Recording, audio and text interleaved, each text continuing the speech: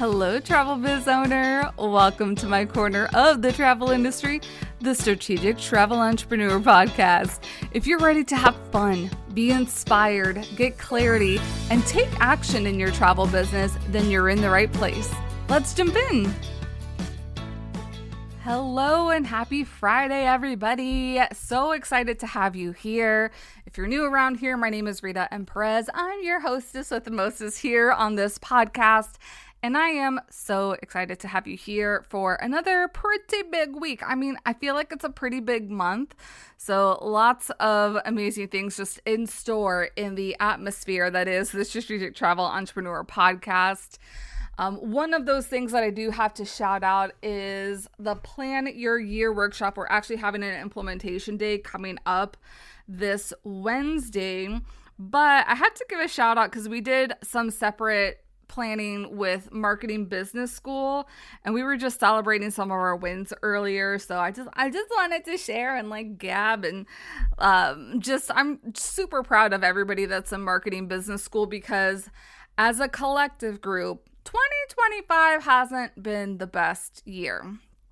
There's been, and I don't know if this is similar for you or not, but there's been a lot of life transitions. There's been a lot of health stuff and just a lot of personal stuff that kind of got in the way of a lot of things. So despite all of that, somebody got their lead magnet done this year. They're networking, they're finding their people. Lots of them are getting out of their comfort zone, trying to get into their community to do some different types of marketing, getting consistent with blogging. They've gotten rid of some of the apps that have been distracting them. They've gotten consistent on their newsletter, and they're wanting to try new marketing avenues. Also having a lot of fun with AI this year, doing a lot of mindset work, and then super sweet, just raving about summer camp at sea and what an amazing experience that was, which if you're not on the email list, one, you definitely should be. And two, I just sent out the details of summer camp at sea to everybody on my email list. There's very limited slots. So if you want to join us this year, make sure that you reach out to me so that we can get you secured for having one of the spots this week. Also happening, I just announced some really cool things in terms of travel industry Black Friday. So it is a complimentary event, but we're having a couple things this year that are very different, but also a lot of fun because I can't do anything boring, if you know me. And you need to be signed up for Travel Industry Black Friday to be getting some of these links. So we're going to be doing a pre-Black Friday event on November 18th at 3 p.m. Eastern. And that's going to be an industry-wide networking event, which I'm so excited because I did these way back when I was first starting out with the podcast. And I'm just really excited to come full circle, also celebrate National Entrepreneur Day with everybody. So I just think that's going to be a great way for you to meet different travel advisors. There's even going to be a couple supplier partners that will be there. So definitely join us November 18th, 3 p.m. Eastern. And then also I am going to be running a hot seat coaching. There will be some partners there to co-host with me, which is going to be amazing because I don't know all the things. So I'm hoping our collective wisdom can help you out with whatever questions you might be bringing to hot seat coaching. That's happening the following week, November 25th at 3 p.m. Eastern time also. But you can only get access to those links if you sign up for Travel Industry Black Friday. So make sure you do that. And of course, I'm going to be including all of the links down in the show description for you as well. I'm also going to be working on a scavenger hunt bingo card. So really excited about that, and a couple of giveaways. So there's just really great things that are happening in Strategic Travel Entrepreneur Universe. And I am just ecstatic that you are here. Speaking of, I still need a couple of you to send in your survey form. Pretty please. I am 9 of you away from getting just to my target goal of survey responses that I want. And reading every time a new response come back, there is just so much more insightful feedback. And this is really helping plan out the Strategic Travel Entrepreneur podcast as we're thinking about episodes for the end of the year, but also going into 2026. So thank you very, very much. I also got some more texts this week. So this one comes from Jessica in Missouri. Thank you, Jessica. Hi, I'm a brand new travel advisor and stumbled upon your podcast. Do you have any previous episodes on how to launch a new TA business? I've signed up with a host agency and kind of overwhelmed with what to do next as far as strategic social media launch versus host agency / partner education. Thank you. That's actually a great question. And I don't believe I've ever done like a new TA type of episode. And that's really because we kind of focus more on the entrepreneurship journey and not so much as like launching your TA business. But if you feel similarly to Jessica and you want an episode that kind of focus on that, you also shoot me a text message or send me an email letting me know, because I'm happy to create that resource if there's enough of you that are interested in something like that. What I will say, if you are interested in like something like this course-wise, Host Agency Reviews actually has their 7-day accelerator program. And if you don't know about me, I feel like if somebody else has something that I would have created and they made it even better than I could have created it, I'm definitely going to support that product. And so the Host Agency Review 7-day setup accelerator is just that. And if you purchase the all access pass, you will get access to the team twice a month to help you out with anything that you're doing to start up your travel agency as well. So just wanted to give that resource that I don't really have many like new to the industry resources, but that may be a really great one for you. So thanks for chiming in. And of course, if you have any other questions, you can definitely send them in through that text feature that's on the podcast.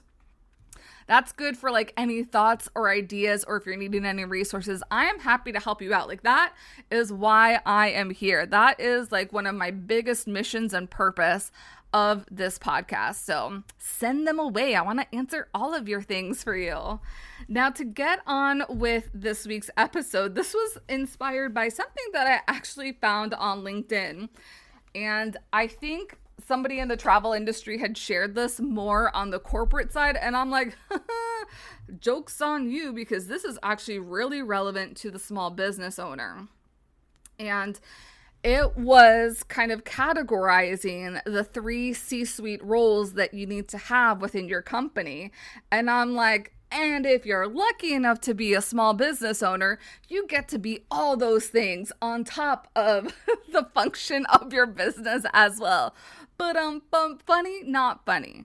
I think my grievance when it comes to this, because it's a really great post, and we're gonna break down a couple things for you. My grievance in this is that many of you came to the industry, no fault of your own, but you came in thinking that this was going to be easy and a cute little side hustle. And that is not what owning a travel business is. Especially if you've never had any business experience, whether that's like you running an ice cream shop or you working in a retail store or anything like that. There are so many more things that you have to be attuned to owning your own business on top of the regular responsibilities of a travel advisor. So this post, it was a table created by, I think his name is Chris Donnelly. Yes, Chris Donnelly, who's a founder. And I just wanted to break down these 3 different C-suite levels. And I'm also going to add one more that I'm like, why was this one not included? And it's probably going to be a little bit obvious to you as we kind of go on down here. But I hope this episode also gives you kind of like a reality check that no one probably told you that you're going to be wearing all these hats as a travel business owner. And it's not saying like, there's a lot of things that are written here in this table that I'm going to share that may not necessarily pertain to a small business owner. So some things we're going to take with a grain of salt. Some things I'll elaborate on to kind of help you identify the three different positions, and then my special fourth position that I'm going to add on here. Because these are all important aspects of being a business owner and running a company, because your business is a mini little company. No matter like if you're wanting to have like 6 figures in revenue, 7 figures in revenue, it all counts and it all matters. So the first C that he outlined was CEO, the Chief Executive Officer. And I'm sure most of us know about this term. I feel like you probably know the top 3 terms, but we mostly talk a lot about this CEO level role. So what he describes is like who they are is the visionary and the ultimate decision maker, which you definitely are, especially if you're a solopreneur, because you are the only one that's making decisions.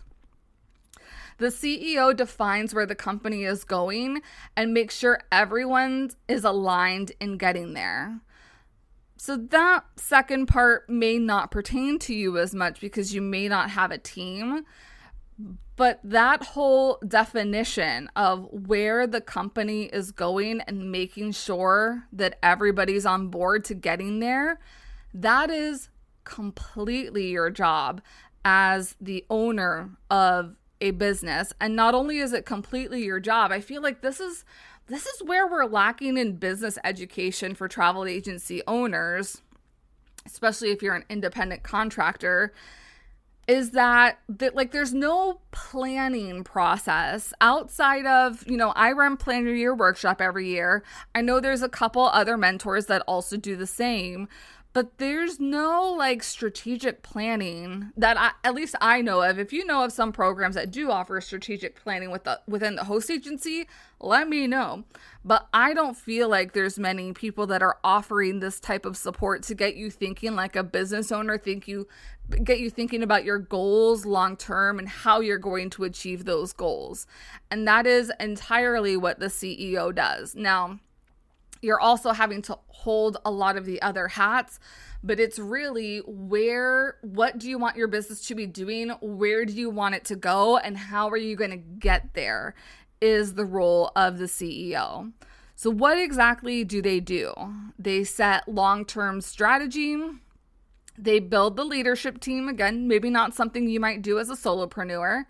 Communicate the mission. And this is, I feel, both for internal and external stakeholders, because the team has to be on board with that mission, with that vision that you're trying to protect. And then also your external stakeholders need to be aware to actually care about the business as well. They also protect the company's overall direction. So where are you going? I always think about like that arrow reference, the arrow and the target. Where are you driving your arrow? Every major decision from fundraising to acquisitions runs through them. Now that is a little bit more corporate-y, more technical. You're probably not doing anything to raise funds for your business, or you're not making any sorts of acquisitions. There are some people that might be making acquisitions, but you might not at this level or this stage in your business right now. But every major decision is definitely running through you. The purpose of the CEO in a company is to drive growth and create shareholder value by setting the company's North Star and ensuring the business model scales sustainably. So if we're breaking that down, driving growth can be in a couple different areas too. This can be in awareness of like how many people are aware of the business. Shareholder value. While you and your business might not be in the stock market, there are still people who are stakeholders. And that includes like your clients. This includes anybody who you might be partnering with. This might also include anybody who's a referral partner. So you still need to have this positive buy-in that people want to get to know you, want to learn about your business, want to do business with you, or want to refer you out if they don't need the type of work that you do. And then ensuring that you scale sustainably. Scaling can be just you staying a solopreneur and making the income that you need to make to support yourself, scaling can also mean adding in people, adding in whether that's permanent or temporary. I also see this as adding in technology that helps you work a little bit more efficiently. So again, like there's a lot of fancy terms when we're thinking about corporate, big business entities, but there's lots of things that are still important and key to you as a small business owner. So how exactly does a CEO do this? They translate the vision into an actionable strategy. So it's making that plan and then breaking that plan down into individual chunks or smaller chunks so that it actually happens, that the plan actually gets fulfilled. I love this next one because it says, hire leaders who are better than you in each function. So especially for my people who don't want to give up control when it comes to their business. One, if you're building a business to stay solo, you really don't need to worry about that. But if you want to grow a business into a bigger sort of entity, you will have to kind of relinquish control on a couple things.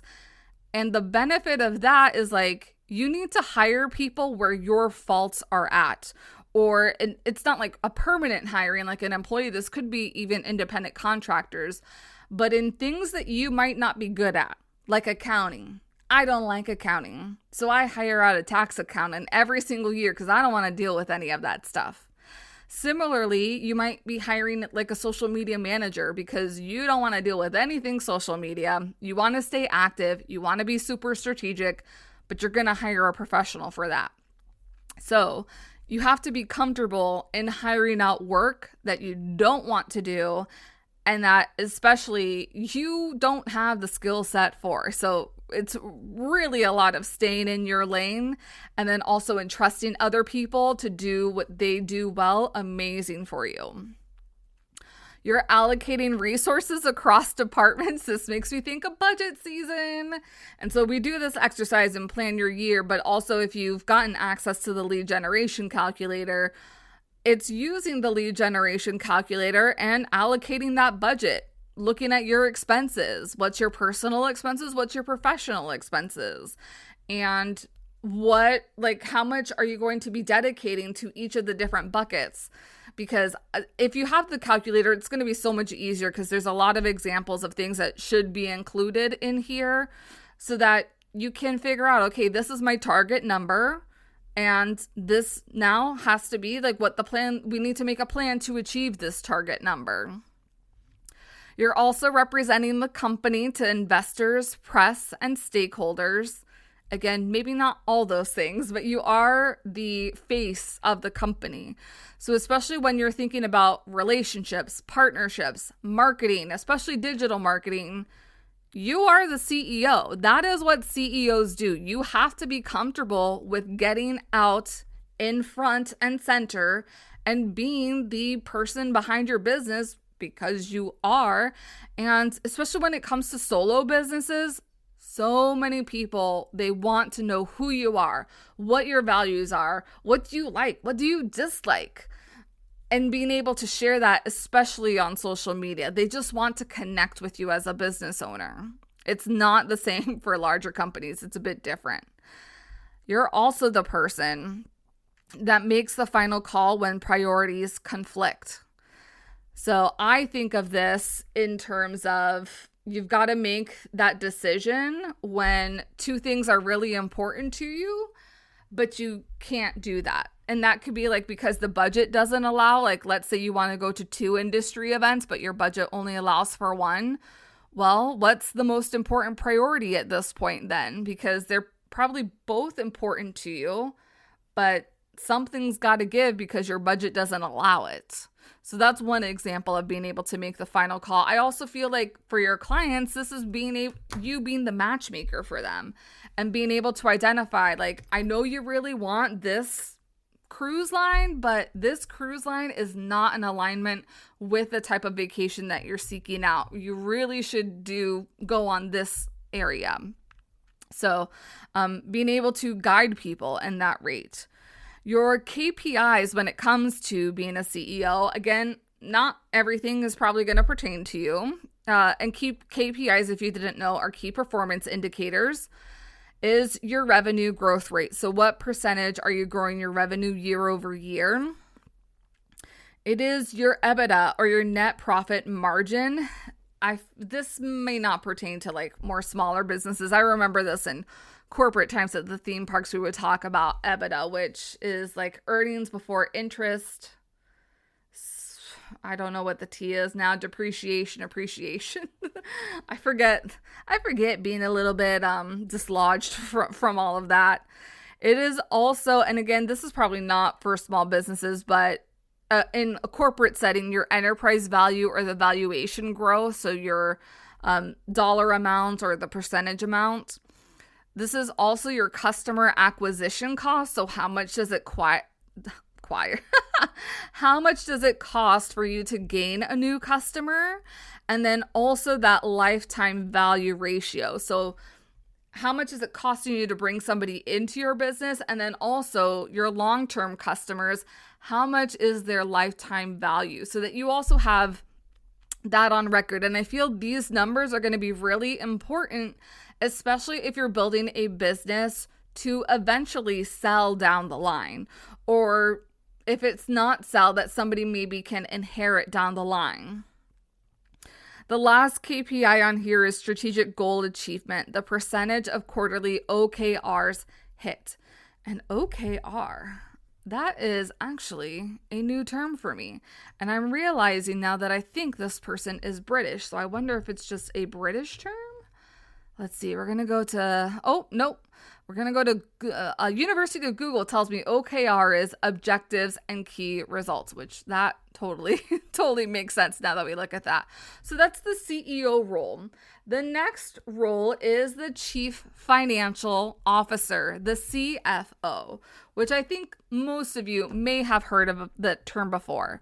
So who are these types of people? It's the financial architect of your business. The CFO ensures every ambition has a financial plan behind it. Did you hear that? Every ambition, every goal that you have within your business has a financial plan behind it, whether that's how you're going to achieve that, or if it's an expense, how are you going to justify it? What is the ROI that you're going to get on that expense? And that each of these items also has a risk. It says, and every risk has a contingency. So if it didn't work out your way, what are you doing to kind of make up for this loss in income, or this loss in revenue, or this loss of an expense? So what exactly do CFOs do? They control the company's financial health, forecasting, budgeting, fundraising, reporting, and risk management. Again, fundraising not really happening with small businesses, but you definitely do need to do some forecasting when it comes to like thinking about your cash flow. And obviously budgeting, I talk about that a lot. Reporting is really like, once you've done some of these, being able to track in increments. Is this weekly? Is this monthly? Is this quarterly? Like, where are you with these financial goals that you've set? And then risk management, when it comes to this, I feel goes along with that contingency plan that he mentioned. They turn the business vision into a financial reality. I know lots of us are kind of dreamers when it comes to business, but the money is really like, the money hits you hard. And you can have all these sorts of dreams, but if the money doesn't add up or make sense or is lacking, you are in trouble as a business owner. And this is like, when it comes to finances, my go-to person in the industry is Stephanie Cannon. And this is actually part of what she talked about in her Prep for Wave Week talk this year, is about becoming the CFO of your small business. The purpose of the CFO is to protect the company's runway. So essentially making sure that you don't run out of money to do all the things that you need to do and to operate your business, and maximize capital efficiency while enabling confident strategic decisions. So that means to me, like, the money that you have, the capital that you have, that you're using it correctly and you're making the right decisions to use that capital that can either grow your business or at the very least just sustain your business or the expense decisions that you're making. They do this by creating financial forecasts and models for decision making. This is why I love Plan Your Year, because we break some of this stuff down. They oversee accounting, audits, and compliance. And this is probably where you're hiring somebody else out, because a lot of that can sound like mumbo jumbo, because I know it sometimes does to me. This is not going to happen really in small business. Managing investor relations and capital structure. Monitor cash flow is definitely part of something that you do. Monitoring cash flow, your cost, and your margins in real time. This is not something that we talk a lot about, is your margins. Because you have to, whatever money you're bringing in, there also has to be a justification of the time effort that's going out. The time effort that you're spending in order to accomplish this money to get in. And this is kind of like where that fee conversation comes into place, because you're able to justify your margins, I feel, a lot more if you are having a fee for your business. Whereas if you're not having a fee for your business, it's a little bit harder unless you're selling like really primo, ultra luxury type of products. Then of course it justifies it, because there's going to be a high return on that. They're also building frameworks for sustainable growth and profitability. Again, that's a Stephanie Cannon thing. The main KPI, so how are you determining that the CFO is successful at their job? So how are you determining that you're doing well in your CFO position? Is the gross margin percentage, the operating percentage, and a lot of these percentages, gosh, I'm out of the corporate world, but it's pretty much like, I remember food costs when I was working in the restaurants would have to be like 25% of the overall margins, the gross of what was coming into the restaurant. There would be like another 30-ish% for labor. So those are the type of margins that we're talking about. So this can work on the small business level if you're thinking about like, how much labor am I putting in that needs to be coming back in revenue. So, and I think the easiest way is just to say, if you want to be generating it $100,000, we're not even talking about sales, but how much of that $100,000 that you generate needs to go to your salary, needs to go to your operating expenses, like your tools and technology, and being able to divvy up that, because it can't be everything, because you also have to think about like the long term and the future of your business. And we also have to still plan for the rainy days. If anybody didn't forget about that thing that we had a couple years, God forbid any of that happens in the future, you also have to be planned for that in advance. And then I'm also thinking, like, as a small business owner, you don't get paid vacation time or sick time. So those things also have to be accounted for in your margins. So some of this is starting to sound Greek to me. Cash conversion cycles, days. I feel like this is probably like, when I think of this, like, how many days do you have it to convert, or like how much cash do you have on file that can withstand a conversion? Burn multiple, have no idea what that means. Net burn, net new ARR. If you know what that means, let me know. If you know what any of these other terms mean, let me know. And then, runway. So that's what I was thinking when I thought cash conversion cycle. So obviously I was wrong there. Runway, it's the months of cash that you have on hand. And I know most people are going to say, as a small business owner, you would definitely at least want 6 to 12 months of cash on hand for operating expenses, for God forbid any act of God or whatever happen. The last C that he includes on his table is the Chief Operating Officer. So they are the execution engine of the company. The COO turns strategy into systems and chaos into consistency. I love that. The COO turns strategy into systems. You got that? And chaos into consistency. So you know that your job as a travel advisor, one of the hats that you wear is to book clients. So there's lots of different ways that you can book clients, but how are you going to systematize that? That's going to be especially important when you're thinking long term and you're wanting to add people to your team. You can't start from square one and train every single person that comes in. You need to have systems set up. So pretty much your SOPs written out so that when somebody starts, they can go and refer to that. And then you're not having to spend your valuable time within your other hats and letting that go to train this person. So being able to turn your systems into strategy, so critical.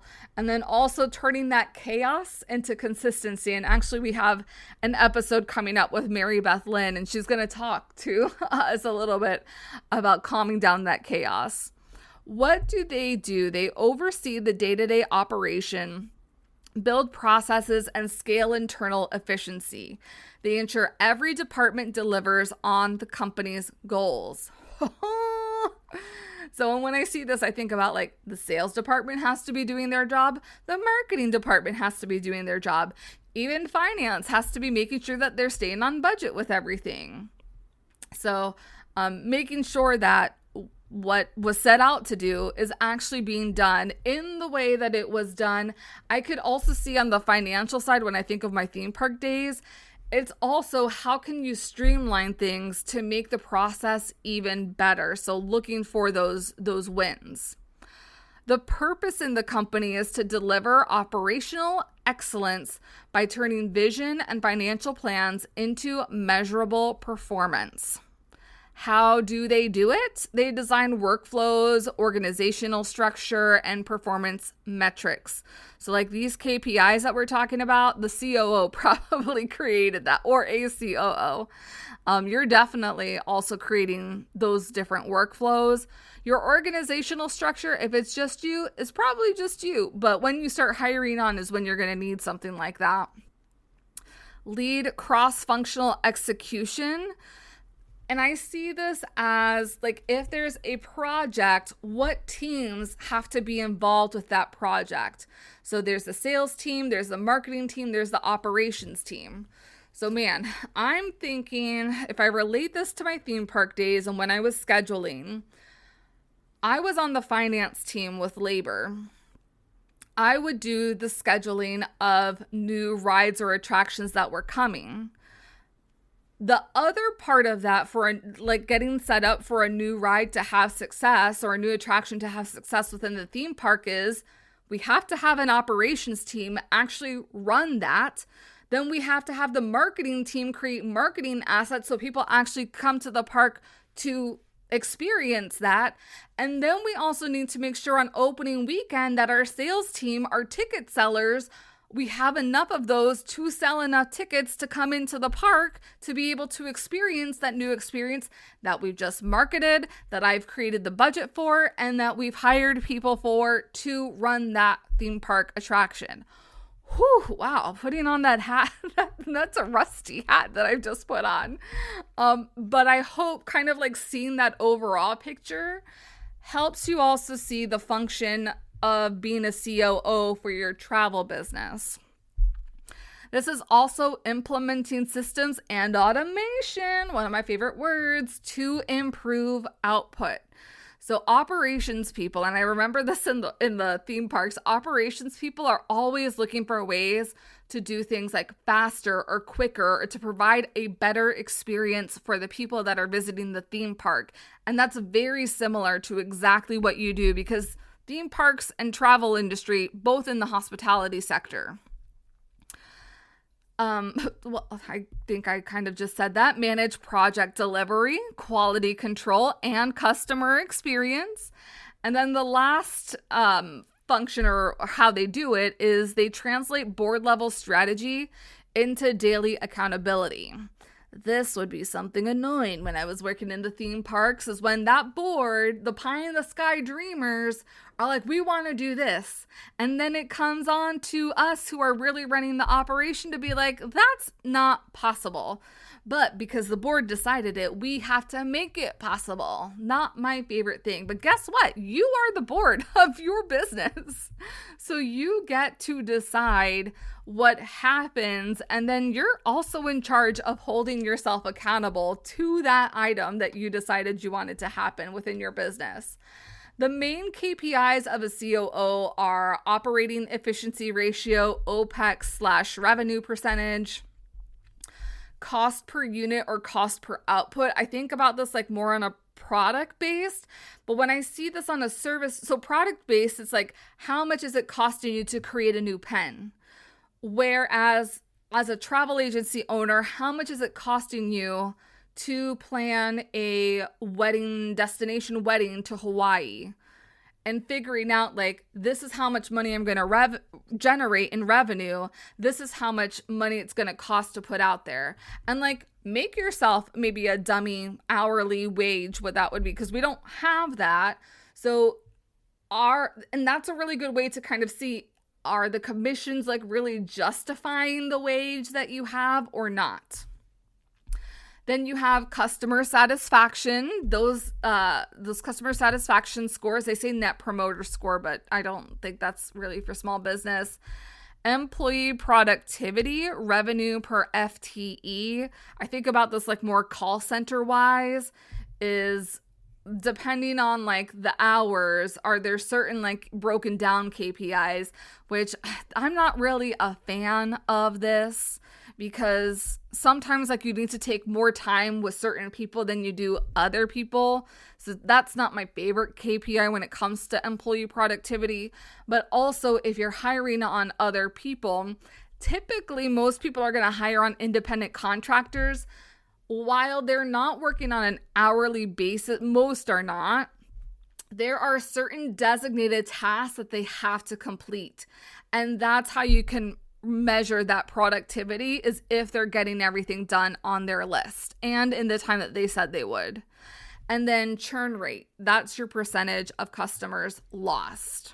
All right, now there's one C that I forgot. I feel like they forgot because they only included those first three. And I'm like, what about the marketing? Because chief marketing officers are very critical, because like I mentioned, if you're opening that new attraction, if marketing is not promoting it, nobody's going to come see that attraction. So similarly for you, if you're offering a new group or offering a new destination or whatever it might be, if you're not talking about that, nobody's going to come to you for that. So I asked handy dandy ChatGPT to make an example for me that I can share with you here about the chief marketing officer. So in the words of ChatGPT, it's the architect of demand and brand growth. The CMO ensures the company is known. I talk about that all the time. Visibility. People can't help out. They can't like patronize your business if they don't know about you. Trusted. So building that trust, and I feel like that's through garnering the testimonials from people who have experienced your services, and then chosen by the right type of audience. I think of this, so I used to work at the SeaWorld Orlando parks. When I think of the right audience, I think of there's a certain type of demographic or psychographic that's going to go to Discovery Cove versus SeaWorld. There's going to be a lot of different types of people that are going to want to go to SeaWorld. There's not going to be as many that are going to be interested in a Discovery Cove. And if you didn't know what Discovery Cove, it's kind of like a private island in the middle of Orlando, Florida. So it's two different experiences, and you have to find the right audience. And part of finding the right audience is also having the right messaging for the different experiences that you provide, because they are different. And this is going to be similar if you're offering a couple different types of products. So if you're mixing FIT with cruise, it might be to the same people, but you have to market and sell it in different ways because they're different types of experiences. They also shape how the company shows up in the market and turn awareness, visibility into revenue. I love all of this. Like, this is such an important, while some of the hats you may wear immediately, and some of the hats you may wear a little bit later, like especially when you're starting out your travel agency, or if you've been experiencing a lull, if you're not sure which hat you should be putting on, it is on top of the CEO hat, it's the CMO hat. You need visibility. You need to be getting out there. People need to know about you. You need to pretty much justify why they should care. And that is all the marketing department. What does a CMO do? They lead all the marketing strategy, the positioning, the messaging, the brand development, demand generation, and kind of going back, brand development is something that you can hire a brand designer to create like those visual elements of your brand, which, speaking of, there is a brand designer that is having some promotions. I'll go ahead and I'll link it up just in case, like if you wanted some website templates, there's a brand designer that's having a promotion starting on November 10th. And if you use my code, you get an extra special percentage off. So I wasn't planning on saying that, but it kind of fits in with this conversation. So brand development, demand generation. So building that demand, like building the amount of people that want, that need, that are like salivating because they need to be using your services. And also that customer acquisition. They connect the company's value to the market and fuel the pipeline for sales, which is why I say like marketing and sales are different things, similar but different. Marketing leads to sales. The purpose in the company is to create and capture demand that drives profitable revenue growth while strengthening the company's brand, reputation, and market authority. So that is a lot that is on the shoulders of a chief marketing officer. It's not only that you have to like make sure people are coming in, but then also ensuring that the promise that you put out there as you're creating the demand and the awareness is actually what is fulfilled at the end as well, which is also a little bit of operations. How do they do this? They build and execute the company's marketing strategy and brand positioning. Brand positioning isn't necessarily like a brand designer type aspect. I feel like this is more messaging type aspect. They oversee customer research, ideal client profiling, and market intelligence. They manage campaigns across channels. So you can see, I hope this also helps you understand, like a social media manager is way more than just somebody who posts.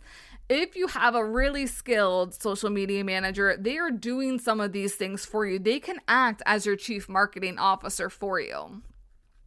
So they manage the campaigns across different channels, whether that's digital, partnerships, events, social, PR, all the like.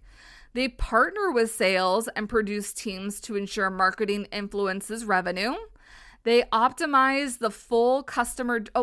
Going back to that one, that makes me think like if you're having any sorts of promotions, it's partnering with sales and products teams to ensure marketing influences revenue. So pretty much going to the sales team and being like, what can we highlight? What can we spotlight? What do we need to sell more of?